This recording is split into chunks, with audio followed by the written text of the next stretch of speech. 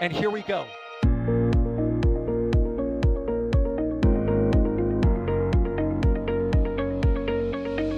have liftoff. Propulsion continues to be normal. R68 chamber pressure looks good.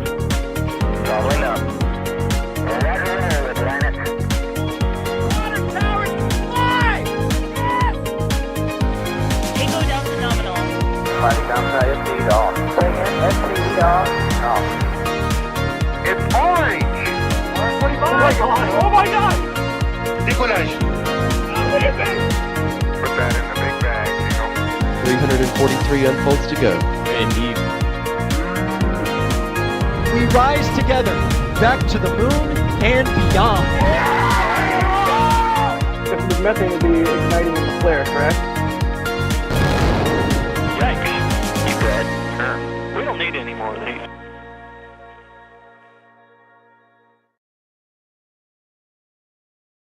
Welcome to another NSF broadcast. Today, or I guess tonight if you're in Florida, we are launching the USSF-52 mission carrying the X-37B Spaceplane for the U.S. Space Force.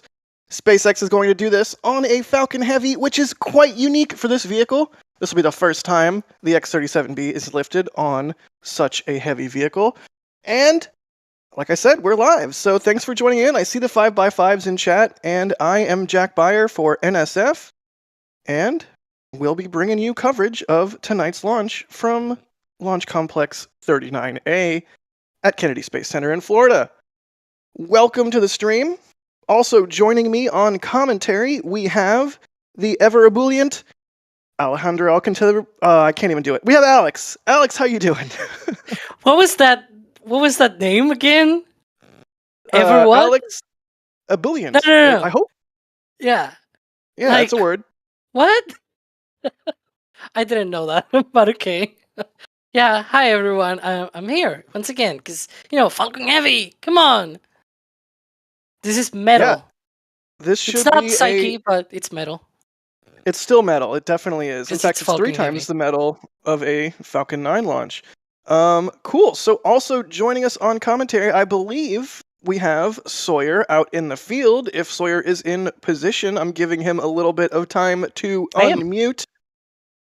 Hey Sawyer, how you doing? Hello, Jack. It is a beautiful night out here. I am wearing my NSF Christmas sweater that I got at shop.nasaspaceflight.com, but I'm currently looking to my left at Falcon Heavy, to my right at Falcon 9, and to the right of that, LZs 1 and 2. So it's a great spot, great night. Let's have a great launch. Indeed. So we will be talking all about tonight's launch. We have about an hour and 22 minutes to go until the opening of the window. It's a 10-minute window. And if you have any questions, feel free to do the standard thing and type at NASA Spaceflight into chat, and we'll see your question pop up in some nifty software that we have running in the background. But for a brief overview of tonight's mission with Falcon Heavy, let's go to Alex. Alex, what number Falcon Heavy is this? Is this the 6th Falcon Heavy? This is the 9th Falcon Heavy. It is the 5th and last of 2023, which is mind-blowing that there have already been 4 Falcon Heavies, and this is the 5th this year, right? It's like, I remember a few years ago when we were thinking, oh my gosh, so many Falcon Heavies still left to fly and everything. And, 2023 came and it's almost gone. And boy, already 4, and this is the 5th of the year. Kind of crazy. But yeah, this is the 9th overall. We had another 4 prior to that, so a total of 9. And today's mission, you said a brief summary, but it's actually really complicated to talk about this because it has a lot to it. The first thing is, as you mentioned, Alex, saying you're going to give us a brief overview is like saying Philip Sloth is going to write a short article on SLS. So I think the audience at this, the audience at this point knows that all things are relative. But please continue to fill our brains with knowledge. Yeah. So basically, as you mentioned before, it is the first time the X-37B is being launched on a heavy rocket. Something that hasn't happened before. Prior launches of the X-37B had been on the smallest version of the Atlas V. In terms of performance, it was the Atlas 501 configuration, and then it also launched on Falcon 9, and it was a Falcon 9 with RTLS. And in fact, it was not even the Falcon 9 Block 5; it was a Block 4. So it was an even earlier version. It was RTLS. So there was plenty of performance to launch this into orbit. But back then, the orbit they were targeting was a low Earth orbit.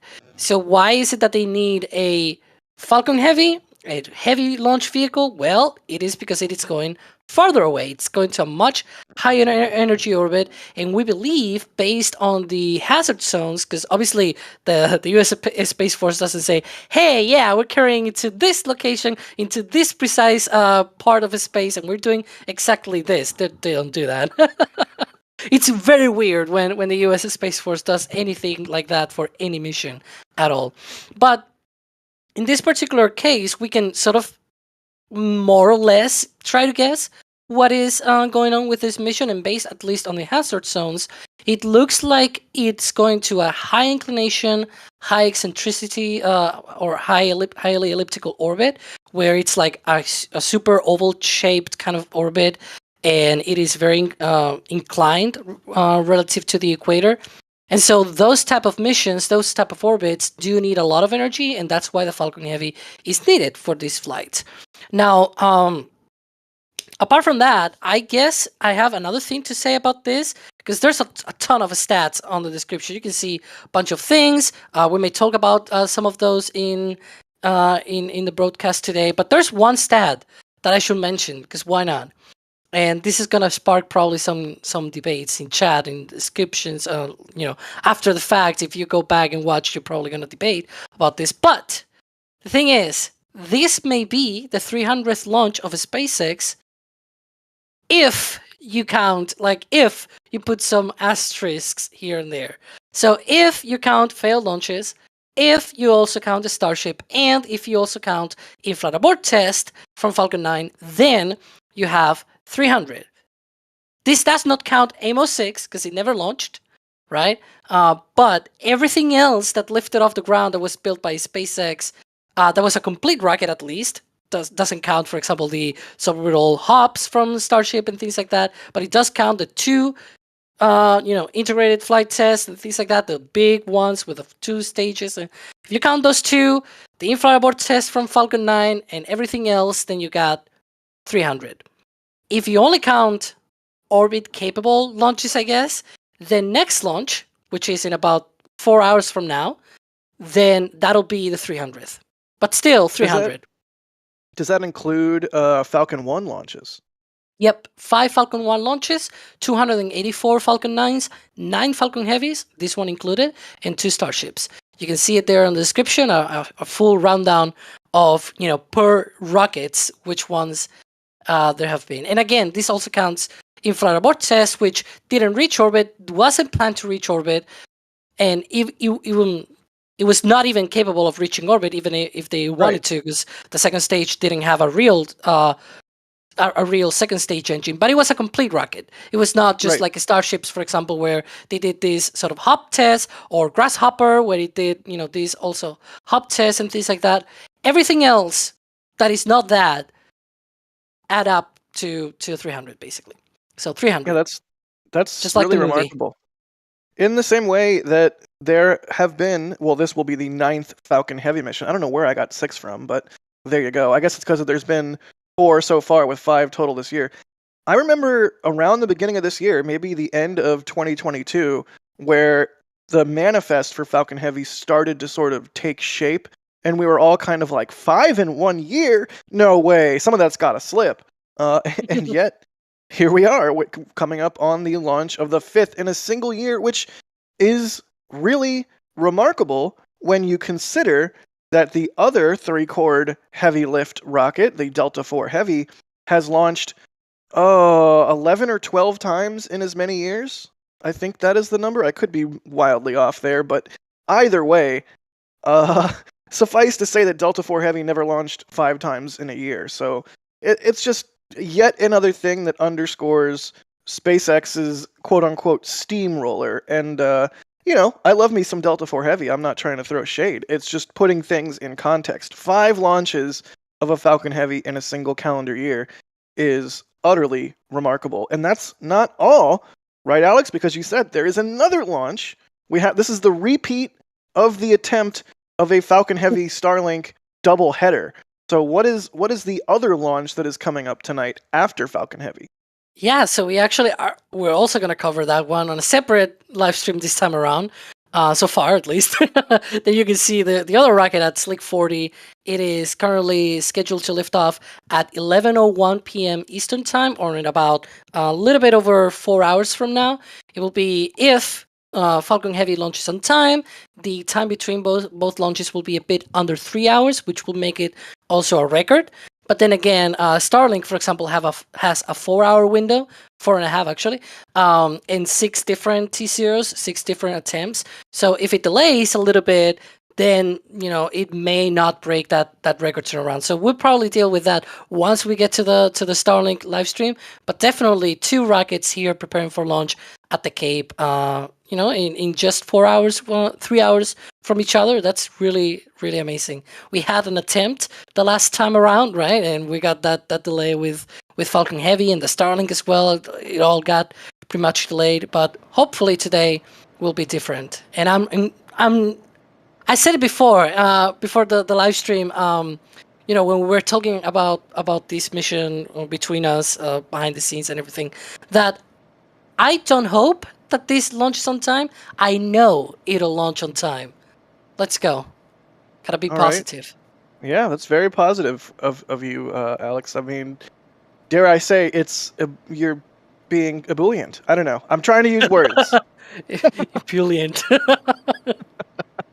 Good deal. Well, let's get into some viewer questions here. But first off, I do want to thank some people for coming out and supporting the channel, because as y'all know, we could not do what we do without all of you. So thank you, Jim Cavett, for gifting a Red Team membership, and thank you, RC Horseman, for doing the same. If you got a Red Team membership gifted to you from anybody, be sure to thank them, and be sure to check out all of the sweet perks that you now get. Musical Wolves, thank you for the support. They say, since B-1058 landed successfully, but didn't make it back to shore properly, does the consecutive landing count reset, or still at the current number? I would argue that it should remain at the current number. I mean, it landed successfully. The sadness occurred after that. What is your take? I'll go with you first, Sawyer, and then we will go and get Alex's take, which he may or may not hem and haw, and he may or may not take 5 minutes to answer, but we still appreciate your take, Alex. It's just so you can take bites of your sandwich. I mean, I do have a delicious bagel in front of me that I am itching to finish, but that's neither here nor there. Sawyer, got it. Shortest answer possible. What? Yeah, thanks. What is your take? Does the landing count reset after 1058's untimely demise, as you can see there on the left, or does it retain the current number? I mean, according to Next Space Flight, it's listed in red as a landing failure. It landed. I think this was more of a recovery. This is a recovery failure, I think, more so than a landing failure. It landed successfully, but the recovery operations were not successful. So that's my 2 cents. I would agree. Alex, what's your take? The thing is, Next to Spaceflight counts recoveries. And this is a thing that we have debated. I know that probably Michael had to debate this back in the day when B-1055 toppled over. I think that was 2019, right? After being recovered, after it landed, but it was not successfully recovered. And so it is this sort of thing where it's like Next to Spaceflight counts recoveries. It doesn't count landings apart, and so I'm trying to vouch for a different count, basically 2 different counts, one where you count recoveries and one where you count landings. I used to count differently, but then again, landings were becoming super reliable, and recoveries as well. So I started, I actually made a new spreadsheet earlier this year that I basically didn't care on putting things differently. I guess I'll have to put something different, I don't know. It occurs so infrequently that it's more like a note, a footnote, on the page kind of thing. Right. It's happened only twice in more than 200 landings on drone ships. So I don't think it's really that big of a deal, and it should be landings, not recoveries. That's my take. Yeah, I mean, it's two separate operations. One Mhm. is, did the booster successfully land on the drone ship or on the landing zone? And the second operation is recovering the landed booster. I mean, you don't recover a fact- booster that hasn't landed. Well, I guess I should take Well, that back. yeah, I was gonna say. In fact, they Right, had go on. a moment where they had a fail landing, but the booster was recovered. That was B-1050 on CRS 18, I think it was, in 2018 or something like that. And Right. it basically had the grid fin hydraulic fluid. I think it was like not the fluid. The hydraulics were locked or something. I don't really remember. It was a long time ago. It was like more than 200 landings ago. If memory serves, they ran out of hydraulic fluid. No, that was those an lines. earlier one. That was one of the first landings with grid fins, because they did the whole thing closed loop after that fail landing. But the whole thing is that the Griffins weren't working properly, so the thing couldn't steer to the landing pad, and so it landed on the water, but it landed intact. And the thing is, they recovered that because it landed intact. It was Yeah, they not did. like this time around where it toppled over on the drone ship, it broke off, the LOX tank basically went to the sea. This thing just broke, so they couldn't even recover it. Whereas in that case, it didn't land successfully because it didn't land where it was supposed to, but it did a splashdown and it was successfully recovered. So it's like, there you have a case where it's the other way around, where you have a failed landing, but you have a successful recovery. So that's why I vouch for like two different counts of one for recovery, one for landing. Good deal. I'm inclined to agree. Let's see here. What else do we have? Musical Wolves. Thank you for the support. They say, will we get any pun camera views? What was a pun camera? Do they mean Really, fun? Jack? Sawyer, Really? Sawyer, help me out. Help me out here. Yes, that was as in fun camera views with the word pun. I think they meant if I have a camera out here, which I do, but it's not going to the stream. I may or may not have some stuff after that'll be on social media and for members, but not presently here. So while you may be inclined to agree with Alex, I am literally just inclined on a hill. Well, Come either way, on. we're not going to be as highly inclined as Falcon Heavy's orbit today. Way to bring I it guess back. The X-37B is not Falcon Heavy's orbit, but you know what I mean. Good deal. Thank you, Musical Wolves. And we do have Max out in the field. I don't think he's on comms today, but Max will be operating the field camera, or one of them anyways. We have many cameras because we're NSF. That's what we do. Sean plays too much. Thank you for gifting a Red Team membership. Rankley gifting a Red Team membership. Thank you. Bideford saying it sounds like I have a cold. Nope, just allergies. They say, howdy Sawyer, Alex, and everyone else joining the stream tonight. Thank you so much, Bideford. That's an extremely generous super chat, as per usual. And I'm being told in our back channel that Julia is actually out in the field operating the tracking camera. So Max will be out there shooting, but operating our tracking camera will be Julia. So thank you to her for that. And also, she is indicating that the KSC Visitor Center is at capacity. I believe I saw some scuttlebutt on Twitter regarding that earlier, so good luck, everybody, getting out to your viewing location. And as always, if you are familiar with the Space Coast at all, as I know you are, Sawyer, anytime there is a big ticket launch, please do have some patience after the launch in traffic. There will be some gnarly traffic. That is just kind of how it goes, and it just comes with the territory. So, Sawyer, what is your worst, or maybe not worst, but like what is your most intense post-launch traffic story? Ooh, post-launch. For me, most of the worst have been pre-launch because I've learned to just hang out and wait till everyone clears. I remember for STS-135, this was 5 hours before launch. I was driving to get to the press site, and we were backed up, for those that know, all the way from State Road 50. It was that stopped up. It took over an hour to get there. The other one that I remember that was crazy going in was Falcon Heavy demo flight, where, again, I was fortunate to have the media pass. There was one lane for people that were going to the visitor complex and one lane for employees / people that had access. And it was backed up onto, at the time, what was the drawbridge there. It's absolutely... Wow. That was nuts. I'm sure post demo 2 was probably insane as well. Yeah, I mean, the Falcon Heavy demo was insane. After any shuttle launch, it was insane. So definitely have some patience with traffic. I have Brian V, or maybe Brian 5, in chat asking what the definition of scuttlebutt is. It's like a rumor or, gossip, hearsay. I guess kids these days would probably say hot goss. I heard some hot goss about the KSC Visitor Center. No one would say that.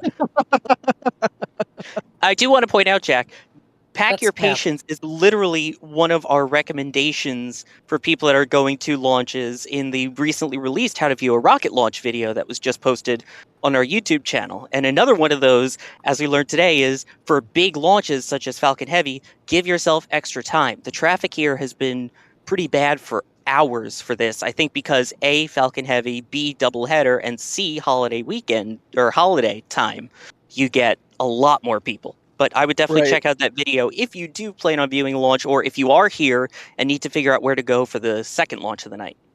Yeah, absolutely. And I'm putting it in chat if you want to check it out. Just quicker that way, I guess, for you to save the link. The link is in chat. Thank you, Alex, for spamming that. Let's see. Everybody is reacting to hot goss. All right, you know what? It's to each their own.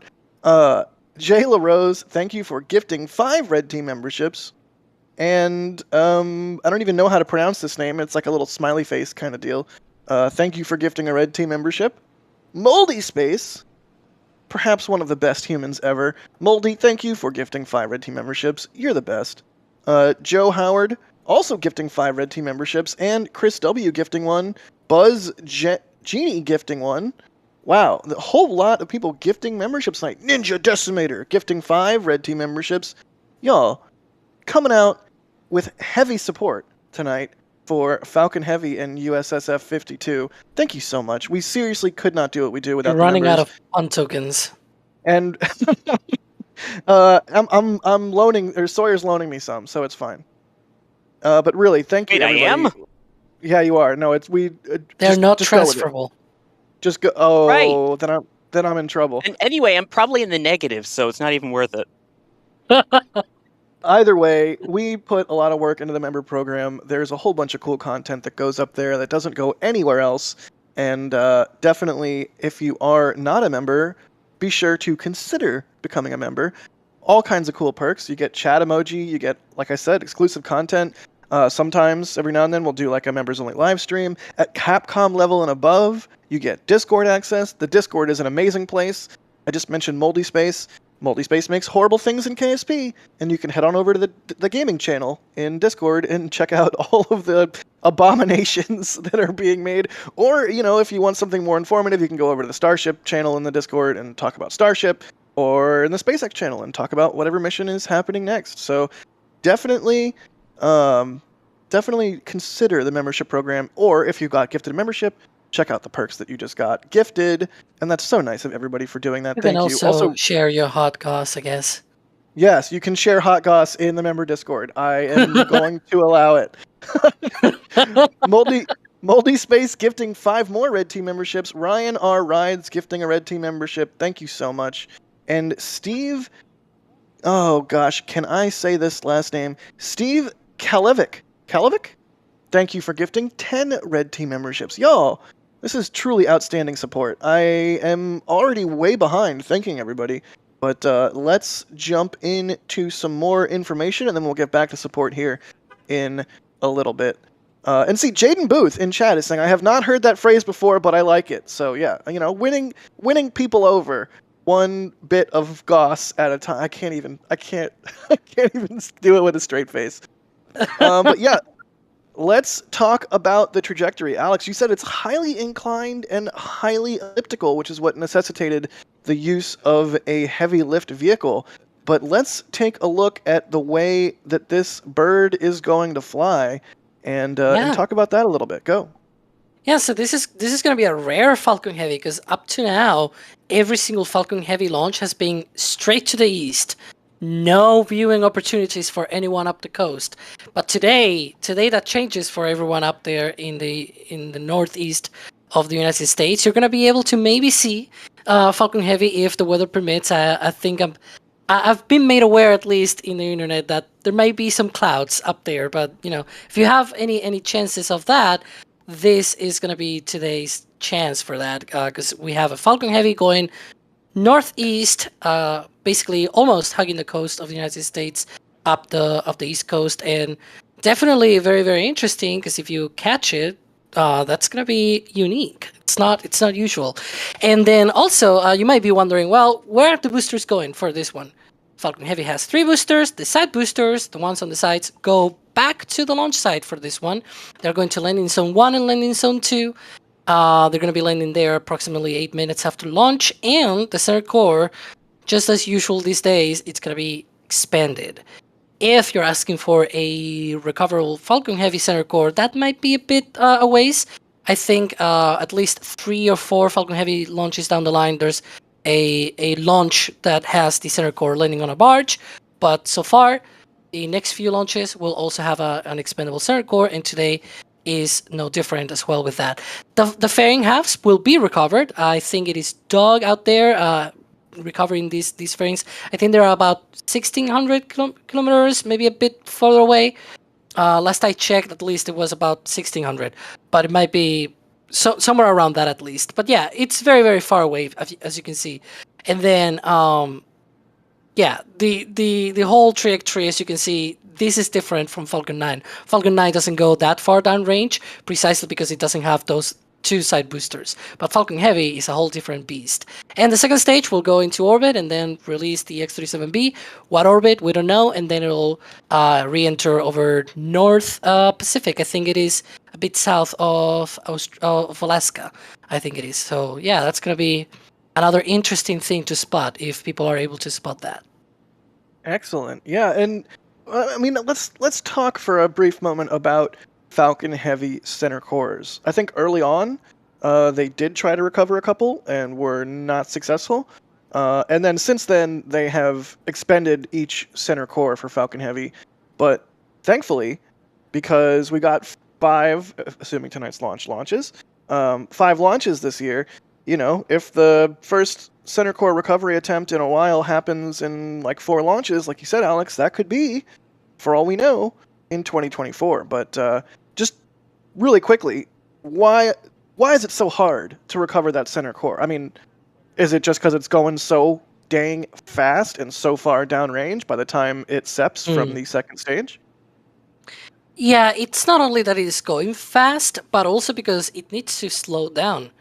Because if it were only that it is fast, then you're like, okay, well, I still can reserve some propellant, because at the end of the day, as it goes through the atmosphere, it's the atmosphere mostly that does the slowing down effort, right?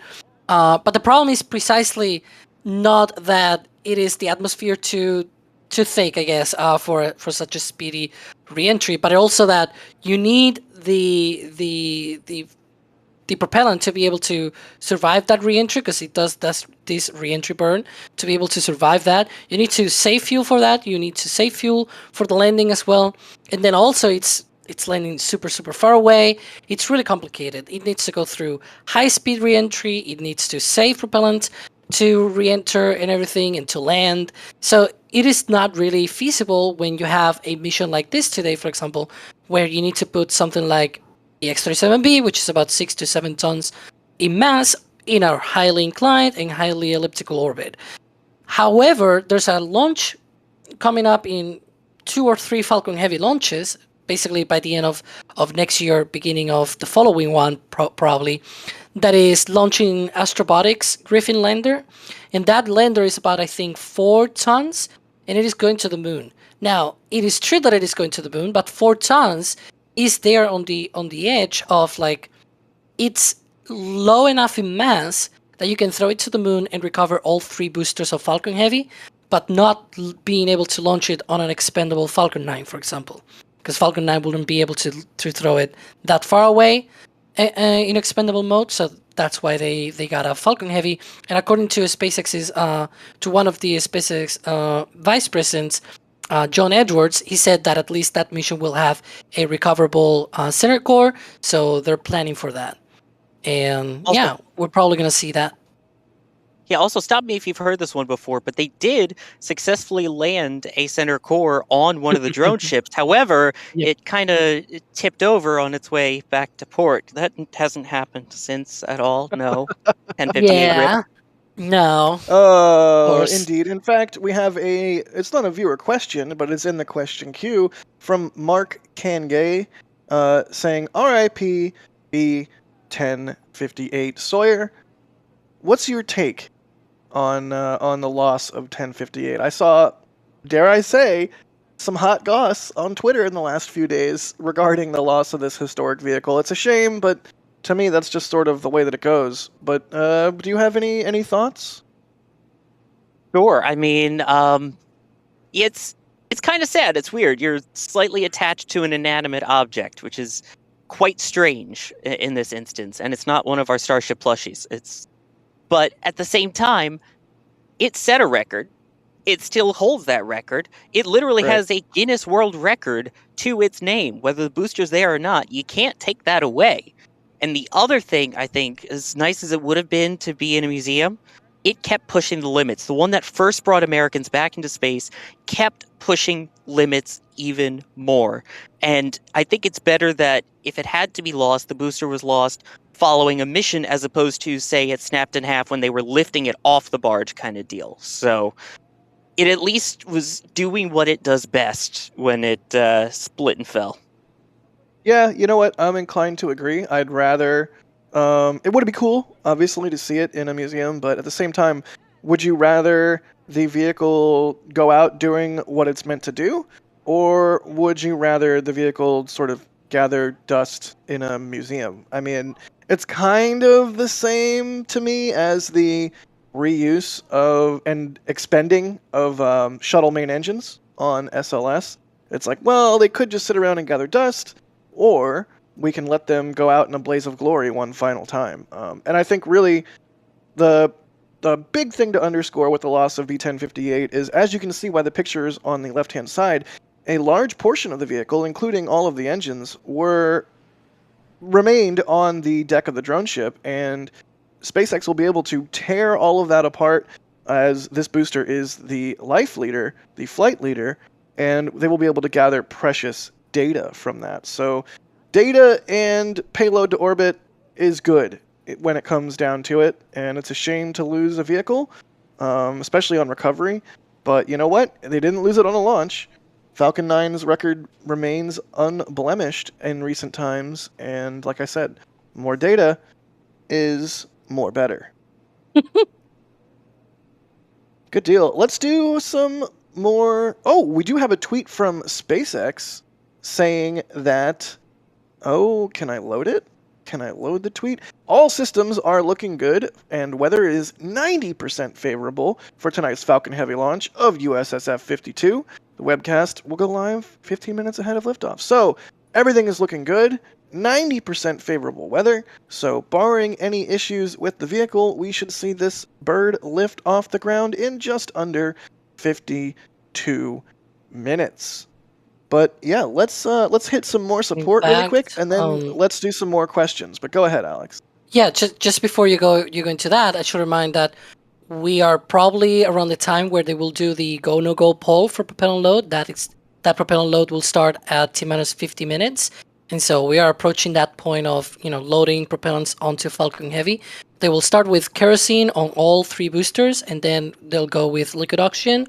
And later down the line, it'll be, again, kerosene for the second stage, and then liquid oxygen for the second stage. So we're approaching that point in the countdown. Excellent. Well, we will continue to remain vigilant for any additional details. But 90% weather ain't bad, right, Sawyer? I mean, that's really good. The biggest concern I think that any of us had for this particular launch was the upper level winds, because when you see the US Space Force, in this case the 45th Space Wing, put out their weather forecast, the 90% doesn't necessarily include those upper level winds. It does give a potential. So in this case, instead of low, which is normal, it's low moderate. But if those stay within limits, I mean, where I currently am, there are barely any clouds in the sky, a few little thin stragglers, but otherwise, it is a beautiful starry night. Excellent. Hoping for a beautiful launch on a beautiful night. And I hope you get a beautiful view, Sawyer. Speaking of weather, Musical Wolves is asking, how is the recovery weather? Not all at once. I mean, I guess it doesn't necessarily matter for this mission, since the It's the same as core- launch weather. Right, yeah, the core isn't being recovered, and the two side boosters are landing at LZ1 and 2, which is about 4-ish miles, 3-4 miles from my right. So not yeah, I in guess the that would leave the fairings, right? That would be the only thing, is the fairings, which Doug is down there for, and those, I mean, as much as they try and reuse them, I don't think it would be the end of the world if they didn't recover those, but Doug is downrange just chilling anyway for them. Good deal. I mean, hey, $6 million fishing trip ain't bad. Famously, each fairing half is around $3 million, although that was like several years old data. Who knows at this point? And I'm sure that cost gets, oh god, what's the word? Amortized over the life of the fairing, so it's not $3 million per lot. Anyways, Doug is recovering the fairing. RC Horseman, thank you so much for the $50 tip at tips.nasaspaceflight.com. We really appreciate that because the money goes straight to us. But we really appreciate all of the support. Let's see. RC Horseman says, it's so great that NSF keeps giving us these views. Here's some help to offset costs. Thanks so much. For real. Thank you so much. We couldn't do this without y'all's support. We are like a viewer-supported news network, dare I say? So, thank you, RC Horseman, and thank you everyone else for supporting what we do. Even if it's just hitting the like button. If you can't support what we do monetarily, that's totally fine. Everyone else is picking up the slack. But you know what you can do? You can hit that little like button, and that lets the YouTube algorithm overlords know that this might be a stream that others might want to watch. Snot Garden, one of our viewers with perhaps the worst name, but we still love you anyways, Snot Garden. Thank you for the super chat. They say, thanks for the great coverage. Let's get elliptical. Indeed. Camper News. That's a good one. Camper News Network. I'd rather get highly inclined. I mean, like in a lazy boy or something. I guess that would be reclined. I don't know. But it's I mean, yeah, in the couch. Okay, not all at once. Sawyer, go first. No, I just said it's hip to be elliptical. I don't get the reference. Alex, go. You know the song is hip to be square? Mm-mm. Huey Lewis in the news, I think. I mean, I'm aware of it. I'm not. That's why instead of hip to be square, it's hip to be elliptical. All right. I'll for allow shame. it. For shame. Alex, did you? I feel Yeah, ashamed. I had my Sawyer. pun as well. Yeah. All right. Well, we'll move on. Camper News Network. Thank you for the generous support. They say thanks for an amazing 2023 NSF. Really excited to see this launch from 38 miles south of KSC.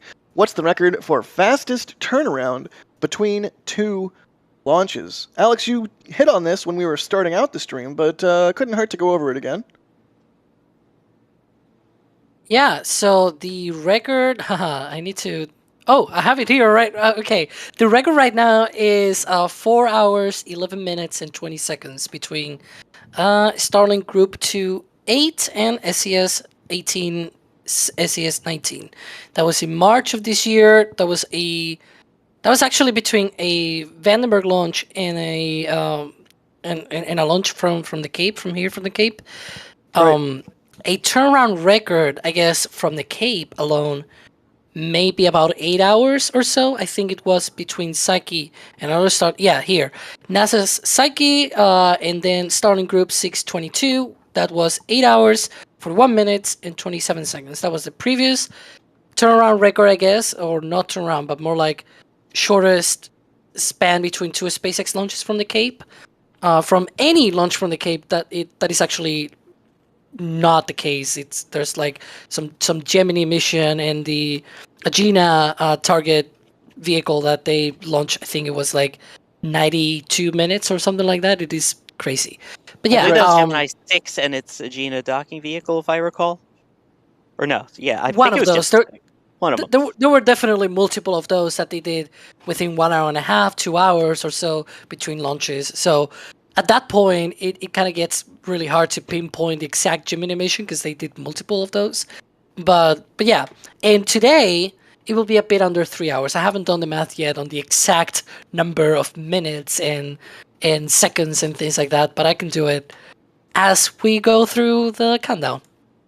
Indeed. All right. Well, and also, like you said, depends on when the Starlink actually launches, because it does have quite a broad time range in which it could launch in.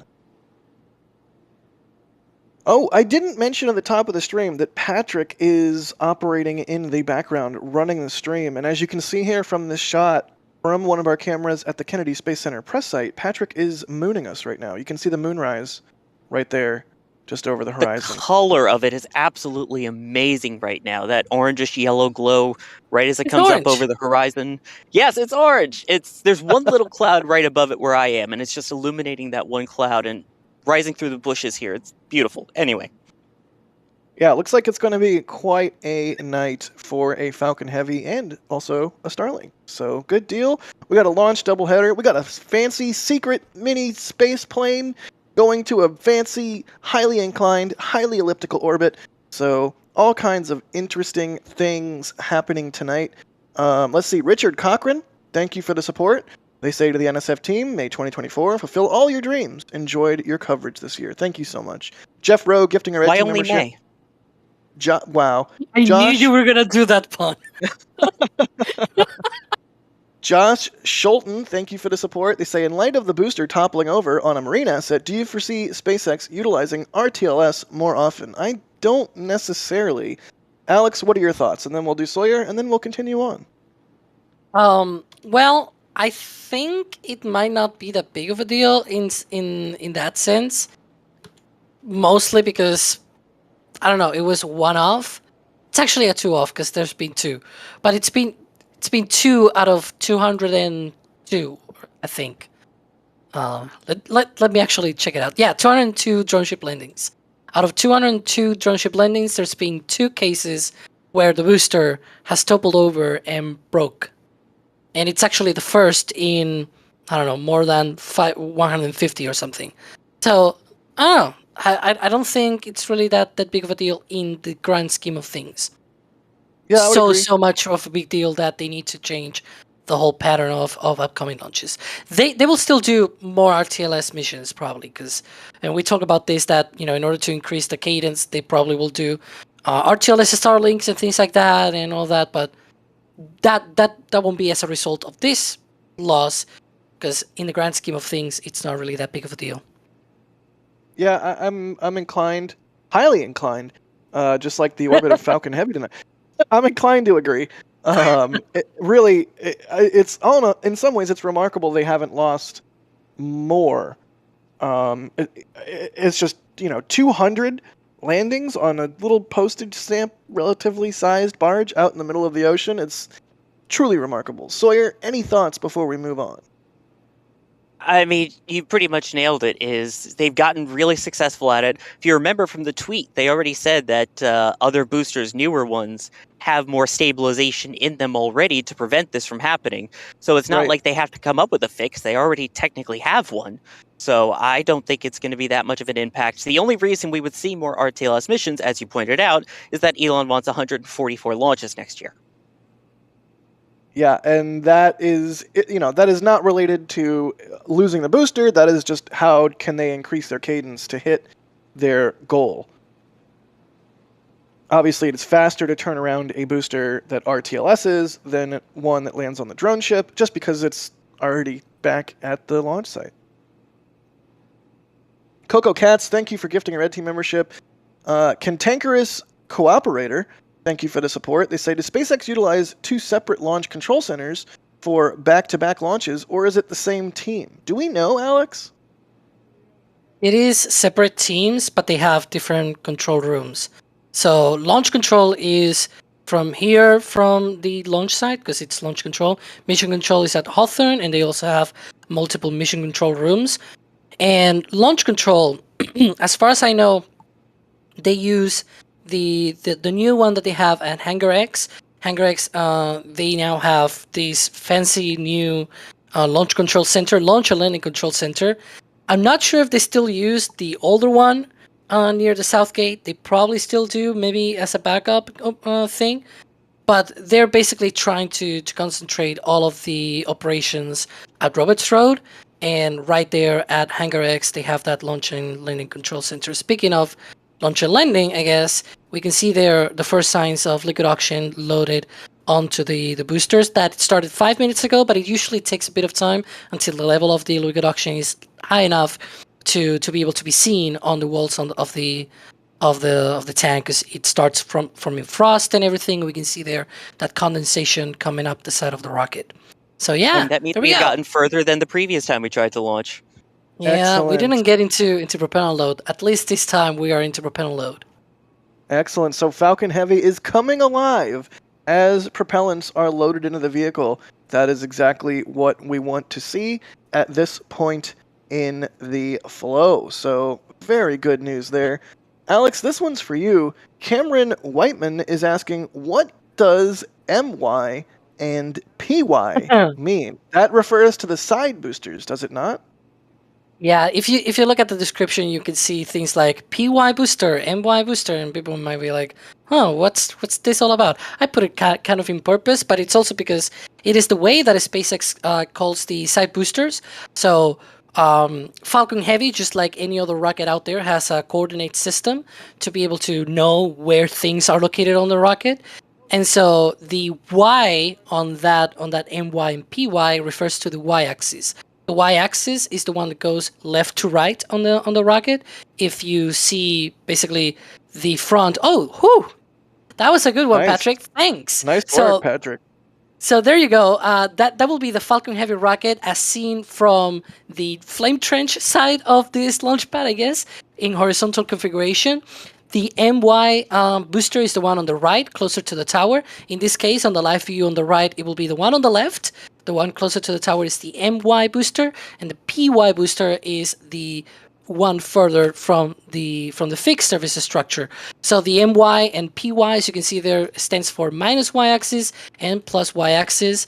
The X-axis will be the one from the bottom of the rocket all the way to the top, and it goes in that direction. And then the Z-axis is the one, basically, I guess, perpendicular to the other two. I don't know which direction that will be, but I guess in the case of Falcon Heavy, as it is right now on the pad, it will be the north-south direction, because it's looking Excellent. to the north, and that's C+. Good deal. Sean Plays Too Much is asking, are all three boosters getting recovered? No. Center core is getting expended. Side boosters are performing an RTLS. And Jacob is asking about the trajectory. We already went over that. We'll go over that again in a little bit here as we are getting closer to launch. Just now, 37 minutes and 30 seconds-ish to go. Let's see. Ryan R. Rides, thank you for the support. They say, special shout out to my boss and business partner for giving me a full year Red Team membership. Go Falcon Heavy, go Starship. That's a cool boss right there. Mans on Mars, thank you for the support. They say, would you rather bet the future of human space exploration on Elon Musk or Dev Aisa, CEO Helios Aerospace from Show for All Man? I haven't watched For All Mankind, I have to confess. It's been on my list forever. I have not gotten around to it. Alex, which do you trust more? Do I have to answer? I have watched the series, but I feel like that we're getting into spoiler territory. So yeah. maybe we just Right now, I'll leave it at maybe, maybe Dev. I don't know. We'll see. yeah. I see Ryan is in chat spamming the Jack L. Yeah, that's because I haven't that's a seen very- For All Mankind. That's a very. I haven't seen the latest Jack season. I L. really do have to watch that. It's a really good Right. season. You should watch it. Not sponsored, by the way. Ryan, I don't know. Do you want me to do this to you when you're on stream? Because I will. I mean, go watch some good movies, my guy. Uh, Drew Plays, thank you for becoming a Red Team member. G. David Fry, thank you for becoming a Padret member. Michael T. Kerr, thank you for the support. They say, Ravioli, what can you tell us about X-37B's OTV payloady? I can't even do It was it. supposed to be like SpongeBob, ravioli, give me the formioli. But what we can tell you is that we know of at least one experiment on board, and it involves seeds. There is a NASA experiment aboard that is meant to study seeds, and we believe it is to study how they react to radiation. So as we plan to live on the moon and Mars in the future, to basically see how we can continue to grow crops even outside of our atmosphere, especially going through something like the Van Allen belt. Other than that, we know that it has in the past launched other satellites from a small sort of cargo bay that it has in it. We do not know for certain if there is anything on board at this time. We also know that it is very likely to change its orbit during its time in space, which could lead to other different types of experimentation. So, unfortunately, that's all that we know 100% for certain at the moment. But yeah, other than that, we don't even know how long it's going to be up there. The last mission of this one, OTV-6, was 908 days, and that landed November of 22. So, Right, and in addition to the seed experiment for NASA that we know about, here I'm gonna read from the Space Force's press release from late November as to what they are going to do. It says the 7th mission of the X-37B will be the first to launch on a SpaceX Falcon Heavy rocket with a wide range of test and experimentation objectives. These tests include operating in new orbital regimes, so we talked about that a little bit with the highly inclined and highly elliptical orbit. It's going to a completely different orbit than it ever has before, so that is something to test and experiment with. It says experimenting with space domain awareness technologies and investigating the radiation effects to NASA materials. So space domain awareness technologies, that is ways you can detect and be aware of other objects in space, whether it's adversarial satellites or whatever else.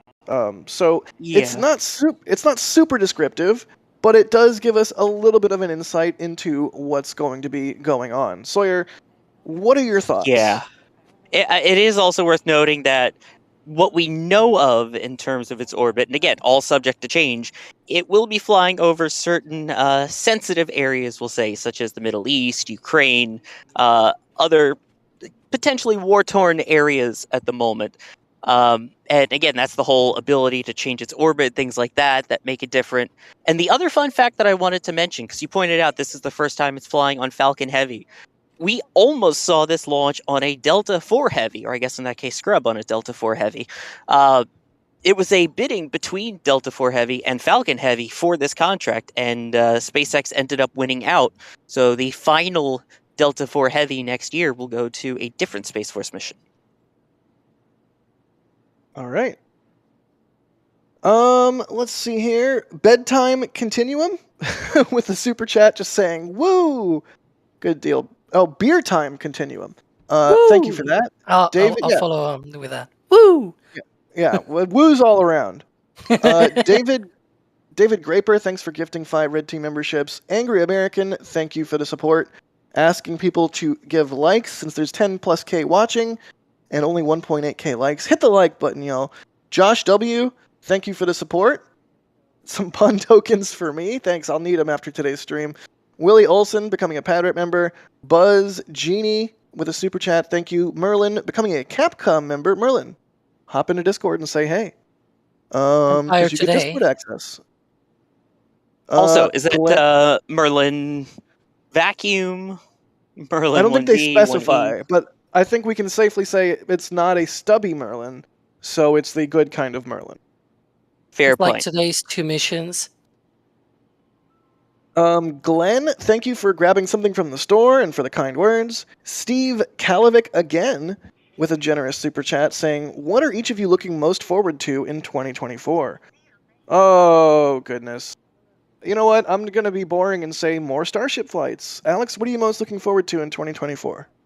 Oh, I have a list here of things. So 144 launches by SpaceX, more Starship launches, more Chinese launches, I guess. Although then it's really complicated to write about on Twiz. Vulcan debut, Dream Chaser, Polaris Dawn, Ariane 6, Vega C, Return to Flight, CLIPS missions, Europa Clipper, all the lunar landers, Hera, New Glenn debut, Changi 6, Gangneung testing, NISAR, NSSL Phase 3 contracts are also going to be out. Operational Kuiper launches, ABL returning to flight again, and a lot of European launchers debuting. There you go. It's Wow, almost like just- I'm doing a video about that, and I have a list in front of me. Yeah, wow. Did you even say New Glenn? Yeah, New Glenn, You maybe, did. hopefully.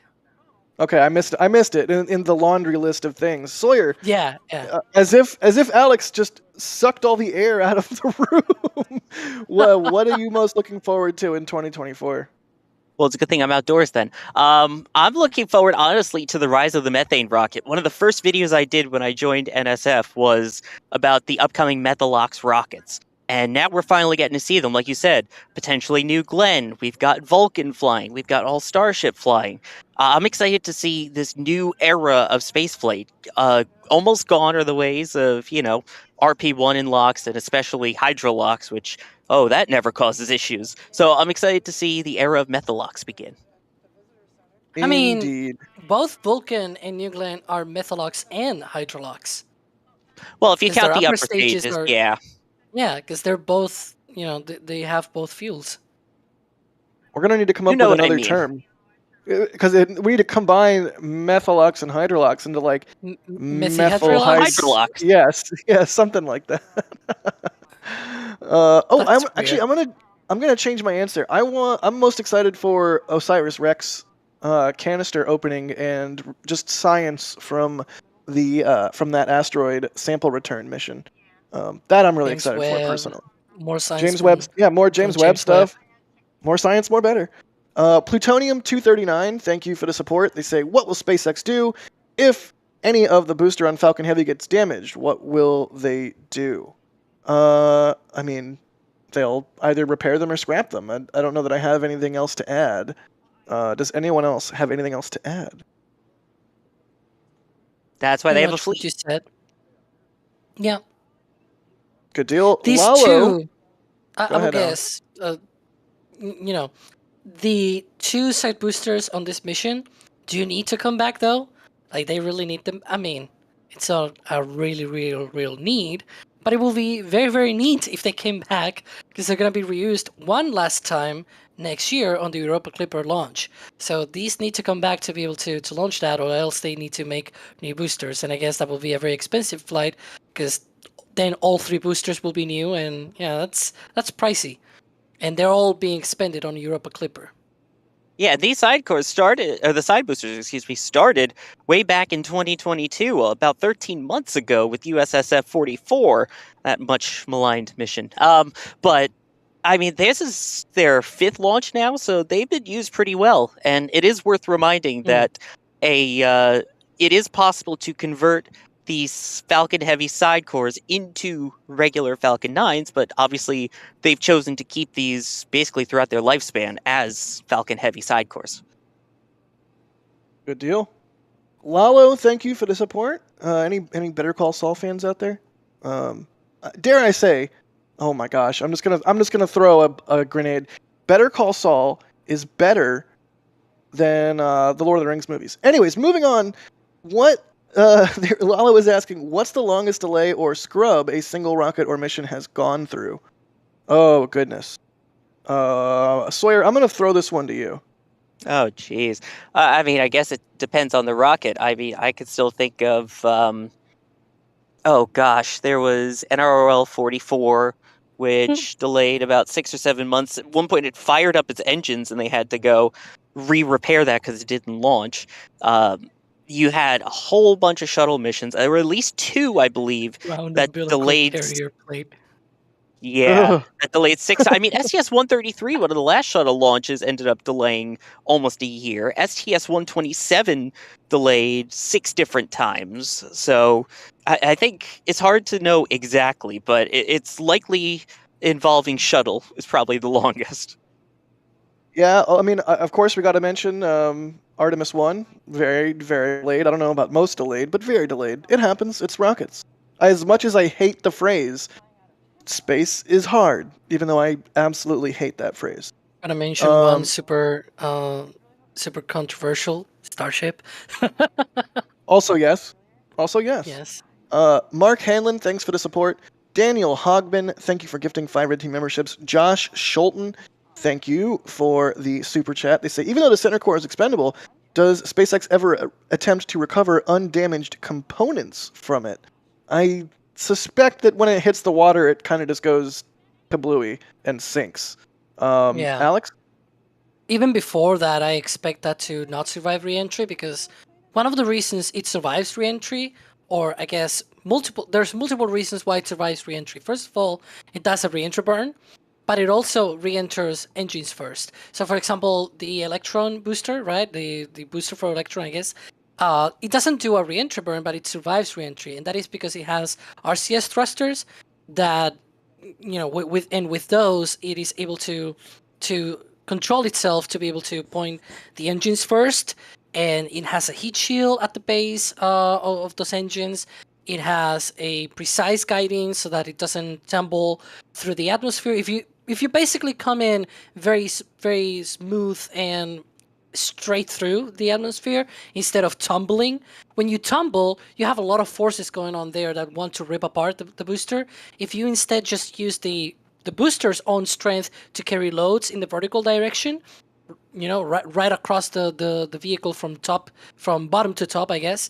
The booster is already made to face all of that force because it needs to face all of that from the engines. So if you are able to carefully control the booster through reentry in that way, then it doesn't burn up. However, the center core doesn't get outfitted with that kind of control mechanisms like the grid fins and the RCS thrusters, and so because of that, it'll just tumble.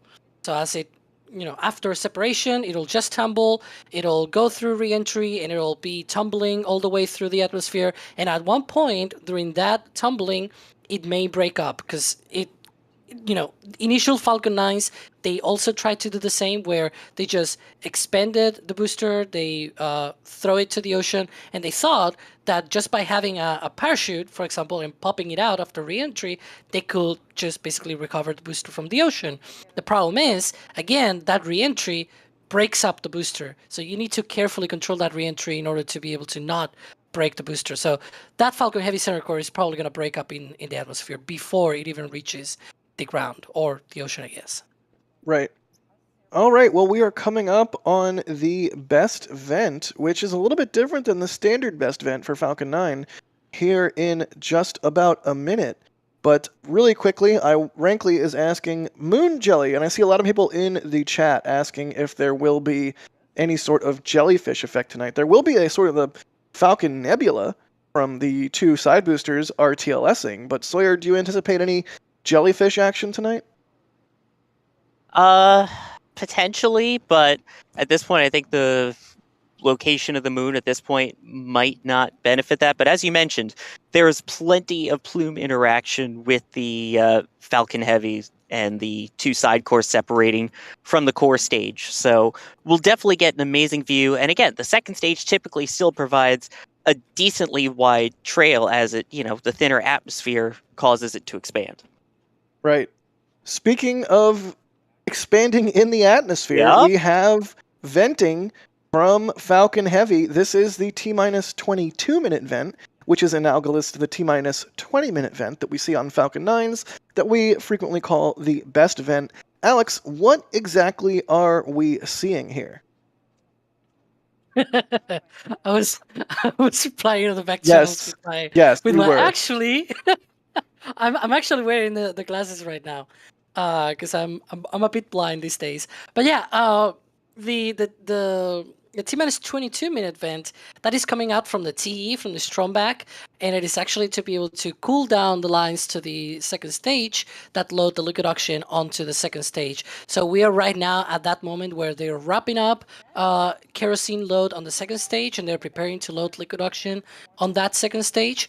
And so that load, obviously, you don't want things like bubbles forming in the lines, because when you have basically lines that are at room temperature, I guess, in Florida, and room temperature in Florida right now is probably already above freezing point.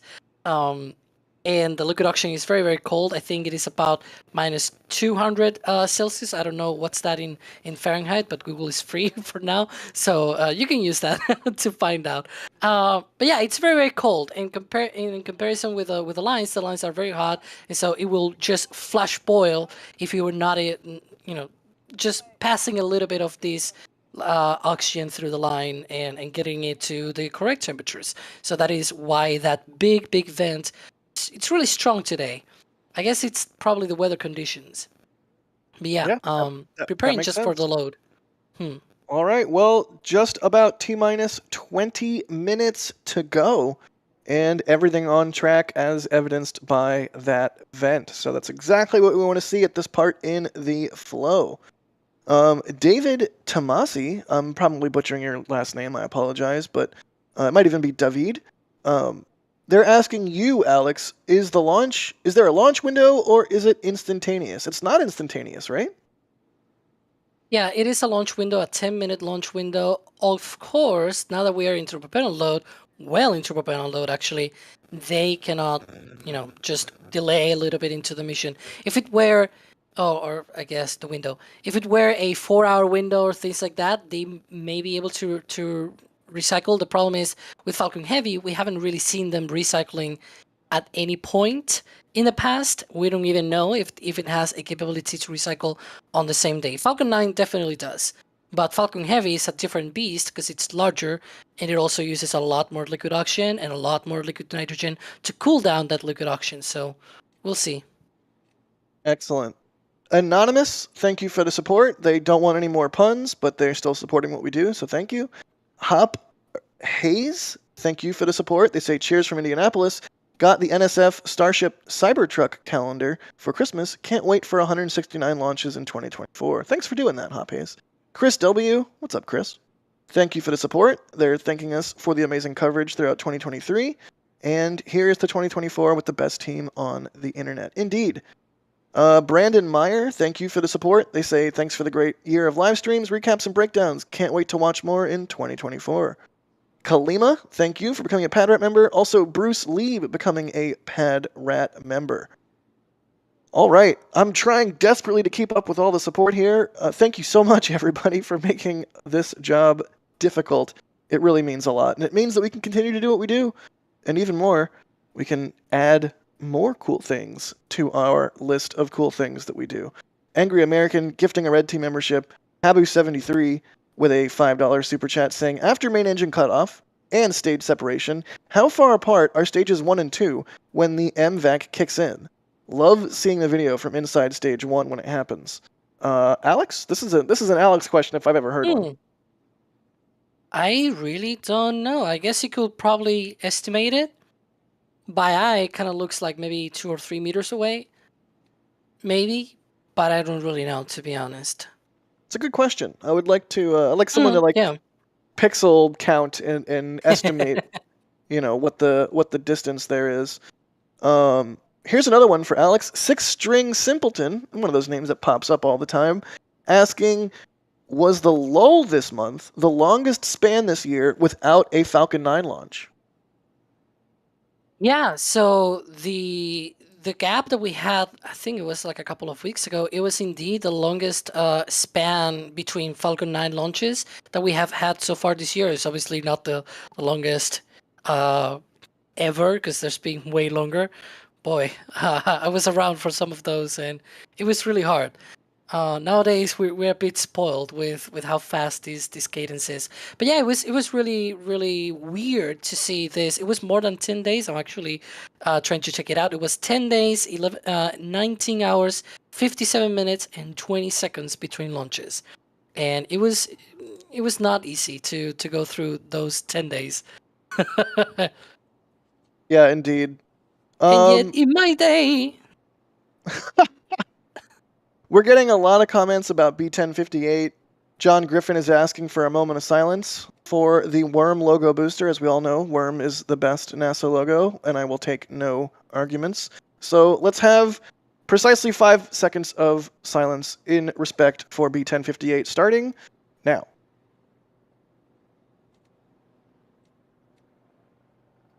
All right, there you go.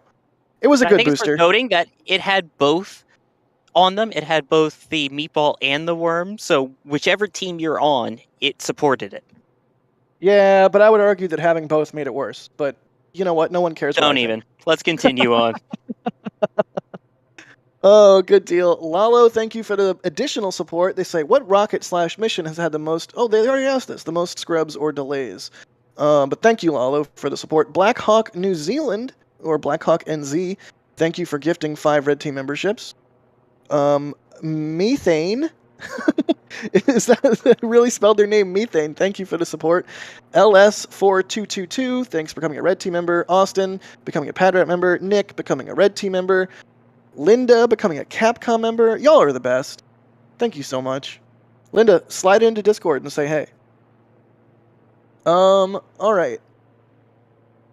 Rankley is asking, we know this is a classified mission, but what are your speculations on what the X-37B's purpose is? Sawyer, we talked about this a little bit already, but couldn't hurt to hit again as we were just under 15 minutes to go.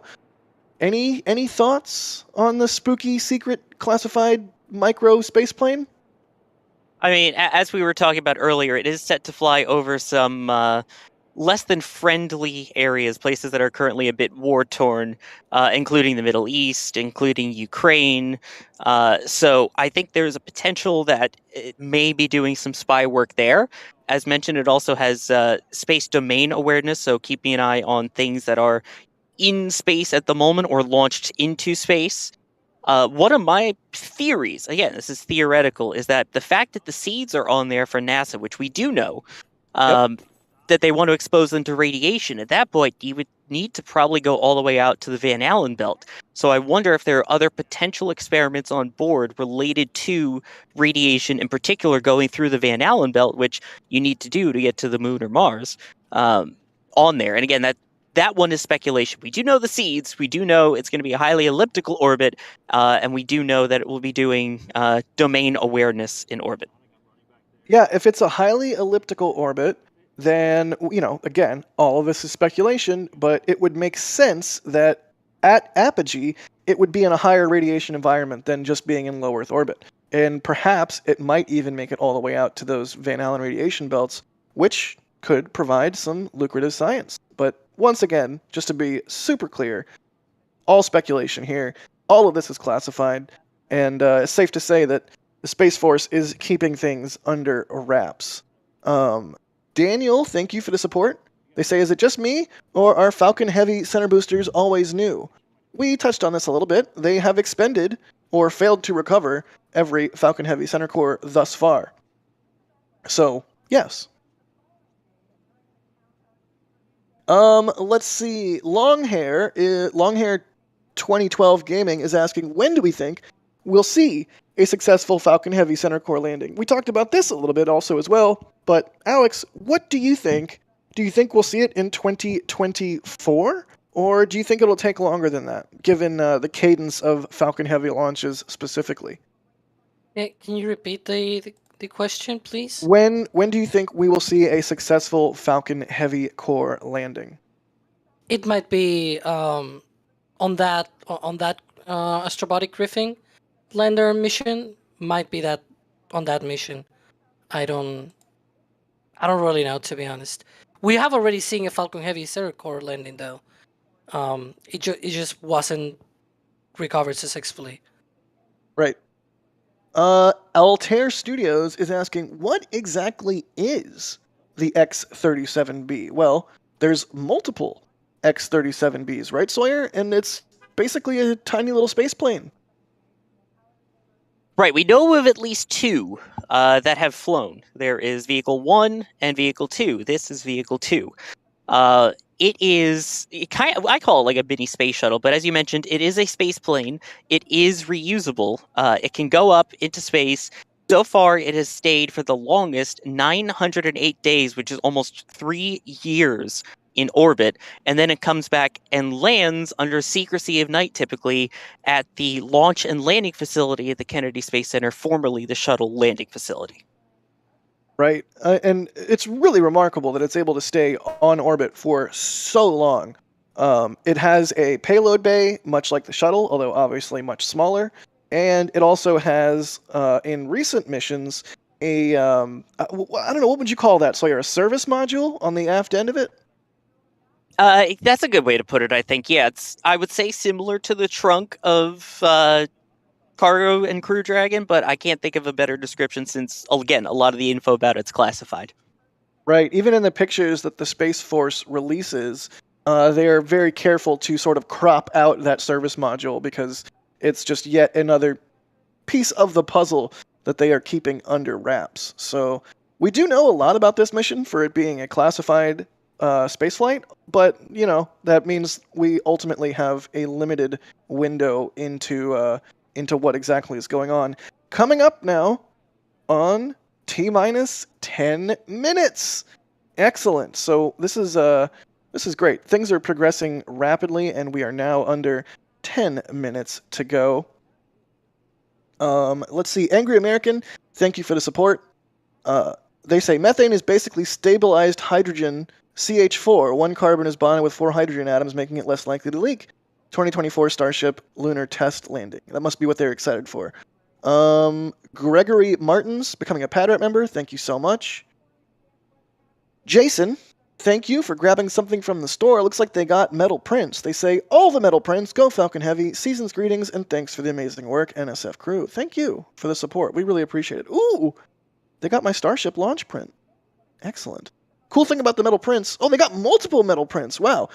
Cool thing about those is the proceeds of the sale, a portion of it goes to the photographer that took the image. So thank you for that. I really appreciate that. 3 metal prints. HJB8376, thank you for the support. They say, thanks guys, been looking forward to your awesome coverage of an awesome vehicle. Go Falcon Heavy. Angry American gifting a Red Team membership. Steve Kalovic again gifting 10 Red Team memberships, thank you. And Bideford again gifting 10 Red Team memberships. Y'all are really coming out of the woodwork with the support today. Thank you so much. Airborne Solutions, thanks for the super chat. Ken Wolf, thank you for the support. They say Happy New Year from Medina, Ohio. You know what? Let's do our standard thing, and I apologize in advance to our chat mods. Wherever you're watching from around the world, put that in chat. I'd love to see where everybody is watching from. We truly get to have a global reach with this channel, and it's basically all because of y'all's support. So bringing space news to people around the world on the backs of everybody's support. Thank you so much. I see England, Austria, Cleveland, Big Bear Lake, California. Ooh, Eric, you getting some snow up there? New Zealand, Canada, NorCal, Seattle, San Francisco Bay Area, Jacksonville, Florida. Ooh, you might have a good view up there. Yeah, thank you everybody so much for coming out and, trusting us to bring you coverage of this mission. Gregory Martins, thank you for the support. They say, go USSF-52. Still remember February 20th, 1962, John Glenn. That's awesome. Glenn Greenspan, thanks for the support. They say, watching from California, West Coast, Best Coast. Couldn't have said it better myself, Glenn. Young Quad Vet, thank you for becoming a Padrat member. Stubby Unicorn. Stubby Unicorn with a very, very generous $100 tip saying, Happy New Year from the stabbiest of unicorns. It's Stabby Unicorn, not Stubby Unicorn. I apologize. Apparently I have Stubby Nozzle on the brain, which is not a good place to have Stubby Nozzle. But also worth pointing out currently that the center core is fully loaded up with RP-1, which is Rocket Propellant 1, a refined form of kerosene.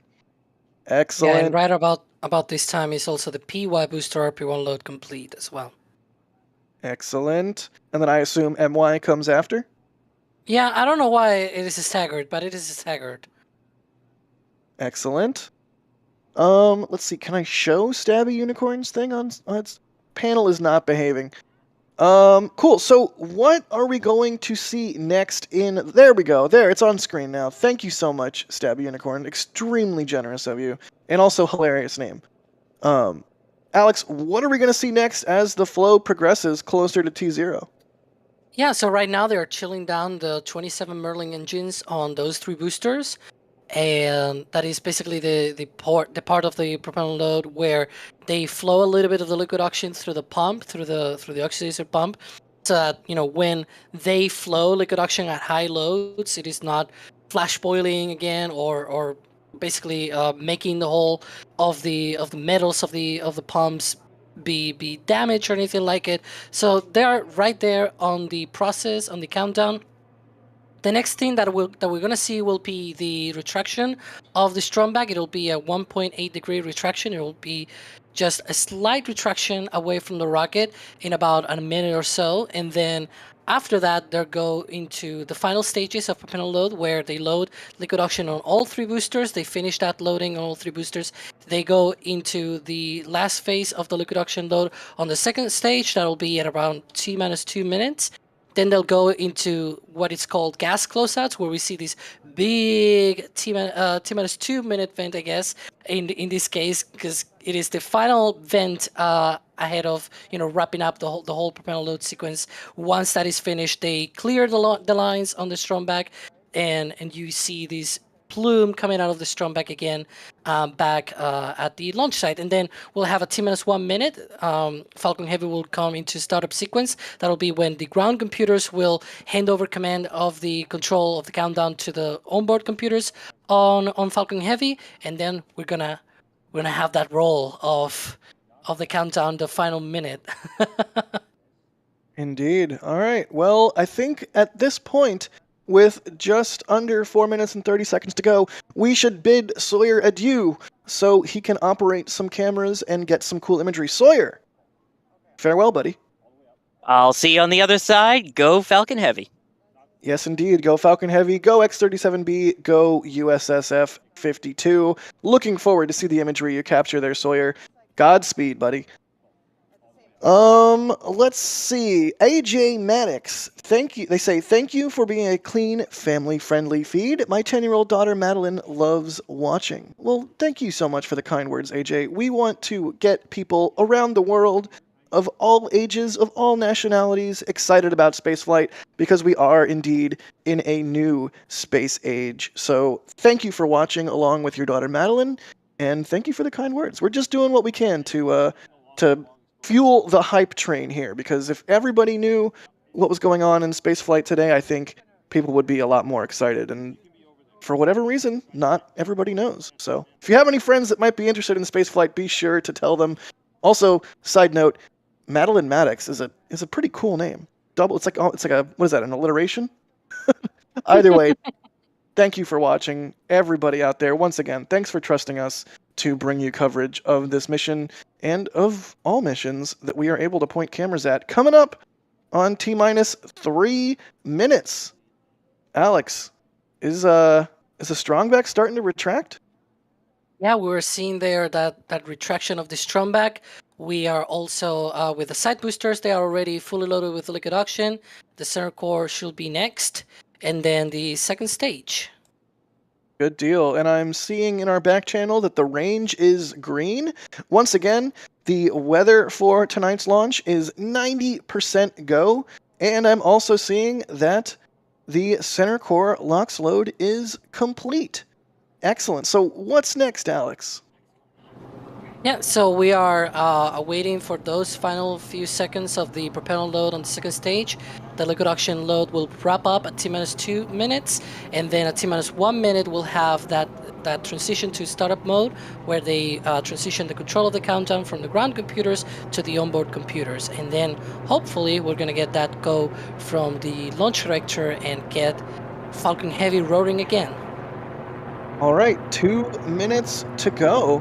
And you can see that stage 2 LOX load is complete.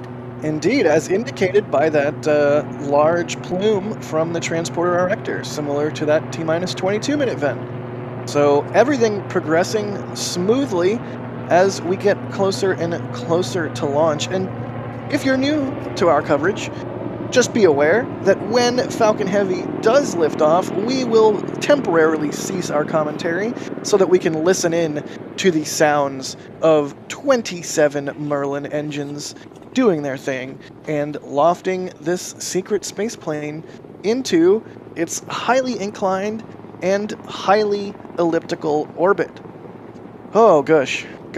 Alex, coming up on T-minus 1 minute, any final thoughts as the vehicle begins to take over? I'm very excited for today's Falcon Heavy. That's my thoughts. I'm really, I don't know, too excited to even talk, to even have thoughts right now. Yeah, this is going to be a good one. Rocket.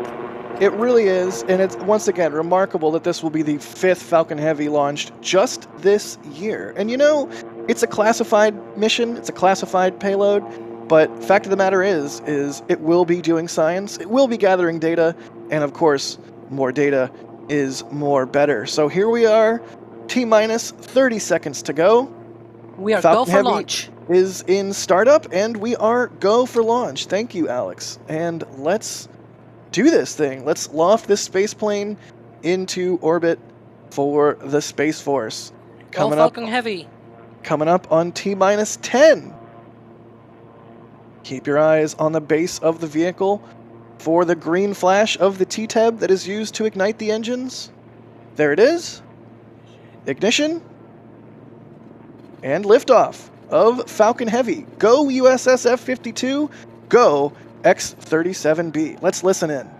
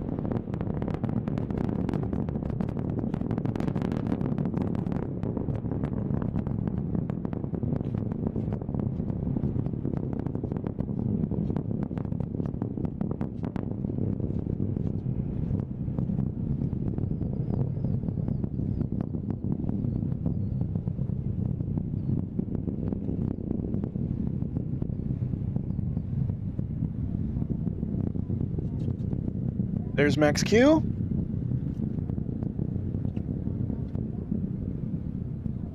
Wow, it never gets old, does it? It's so amazing. Always cool to note Falcon Heavy center core throttling down and just seeing the difference in plumes between the side boosters and the center booster. And now as the vehicle ascends into thinner and thinner atmosphere, yeah, that plume expansion is truly magnificent. What a beautiful launch. So what are we going to see next, Alex? Well, next thing we're going to see is going to be booster engine cutoff, BECO, booster separation, and then they're going to start the boost back burn on the on the side boosters, and the center core will ramp up to full power and continue pushing the second stage into near space. We're approaching that moment here. Excellent. Let's keep an eye on the right side of the screen for those side boosters separating. And there we go. Beautiful. God, it's just so cool how they fly past the center core like that. So amazing. It's and watch out for the nebula. Yeah, here we go. Hopefully we see that on the left-hand side there. Bingo! You can hear the camera clicking away. I wonder who that is. Maybe somebody at the press site. Look at that. That is beautiful. That is both of the side boosters. Their plumes interacting with the second stage plume. The center core. Yes. Thank you, center core. She's even larger. It's an even larger plume. because Right. it's 9 engines against 18 engines, I guess. No, not 18. Oh boy, 6 engines. Ah! Right. Absolutely Yeah, beautiful stuff. So, it's what amazing. are we going to see next, Alex? That's going to be I love main it. engine cutoff on the center core, right? Yeah, so right now we're approaching main engine cutoff. The center core is burning for a whole minute after the side boosters. It is approaching MECO, main engine cutoff. It'll separate from the second stage. We'll obviously not get those onboard views from SpaceX of the second stage because it's spooky space plane and things like that. But definitely hoping to get a successful mission out of this second stage as usual. And then you can see we're approaching MECO. There it is. And stage SEP any second now. Bingo. And let's see that MVAC start up. Regular MVAC, no stubby. Excellent. There you go. And you can hear people at the press site, I believe, cheering. Absolutely wonderful stuff. All right. Well, do we expect to get any more views from the second stage, or is that going to be it? That's pretty much going to be it. But now the mission doesn't end here. We have the return of the boosters. Right. We have the excellent double RTLS of both side boosters coming up, complete with sonic booms. It's like what is it? A double, triple sonic boom. So It's triple, yeah, but 2 of them are very close together, so it's a bit confusing. it's like boom, boom, or something like that. But either way, that's coming up here in just a few minutes away. Looking forward to that. So if you're watching, don't go anywhere. We still have both side boosters hauling the mail back to the launch site and getting ready to land at LZ1 and 2, respectively. It's always awesome to see these RTLS landings, especially the side boosters coming back. It is always amazing. It really is. And Just, I really wonder how far apart they're gonna be. They've lately been a few seconds apart instead of being almost simultaneously. So it's gonna be interesting. That's sort of my favorite pastime nowadays with these RTLS that are becoming very very common these days. It's like, will they be super in synchrony and things like that, or they're gonna be very far apart? We'll see. We're gonna figure out that in a few minutes. Yeah, like you said, they've been increasingly staggered in these more recent Falcon Heavy missions. So something to look out for as those boosters come back in about a minute and a half, right? Yeah. So right now we should be coming up on entry burn in about half a minute or so, and then landing burn about a minute and a half later. Indeed. All right, well, all eyes now are waiting to see that. And you better believe as soon as we get a camera on it, we will be showing it to you. So stand tight, hold tight, stand steady. I don't know. Either way, oh, here we go. That would appear to be entry burn. Or is that just a booster coming back hot? There you we go. go. Beautiful. That's the entry burn. 2 candles. And we'll see one shut off there, and we'll see the other shut off in just a moment. Leading me to think that these will be a little bit more staggered. Yeah. Absolutely gorgeous. All right, so next up, Alex, is going to be the landing burns for both side boosters, right? Yeah, and this is interesting because this is sort of unique. Hang on, sorry. Look at that. That shot was cool. You can see the lights of the Florida Space Coast as the boosters absolutely haul butt back in to the launch site. Gorgeous stuff. Sorry, what were you going to say, Alex? Yeah, these side boosters will actually initiate the landing burns closer to the ground than usual because it's going to be a 1-3-1 burn. They're going to ignite the center engine, then 2 other engines will ignite to be able to slow down really fast, and then they'll shut down, and they're going to be coming down to the ground on just one single engine at the end of the burn. But it's going to be a burn that is, high pucker factor, I guess. There you go. That's landing. Here we go. Both boosters coming in. Let's listen for the sonic booms.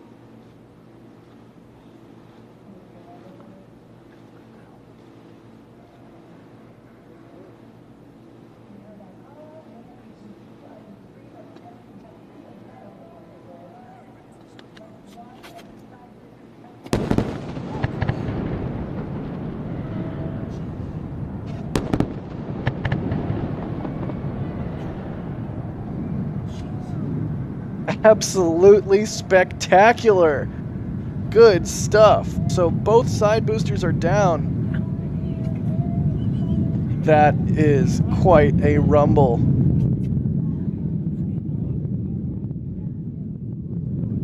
It's so awesome. You love to see it. You love to hear it. Falcon Heavy is truly a beast. And of course now we get to see our favorite view on launch day, which is of course the empty pad, signifying that we have indeed seen a rocket launch into space. That was absolutely wonderful. All right, well, I do want to continue to thank people who are coming out in support of our channel. We've got a bunch more support that came through. But don't forget, there is another launch coming up tonight. And we will be doing a separate stream. So stay tuned in a little bit for that. But let's see really quickly here if I can get my iPad to cooperate. Bacon Warrior, thanks for becoming a Red Team member. Nanette Sklenar, thank you for becoming a Padrat member. Multi-Mutant Gamer, thank you for the support. They're asking how did they lose 1058? Didn't they have systems in place to prevent them from tipping, even in rough seas? There was a tweet from a SpaceXer, if I'm not mistaken, basically saying that there are systems in place. They made some modifications so the boosters are auto-leveling. However, B1058 is a older booster, or was an older booster, and therefore was not retrofitted. So that is sort of what happened there. Trish Powers, thank you for the Padrat membership.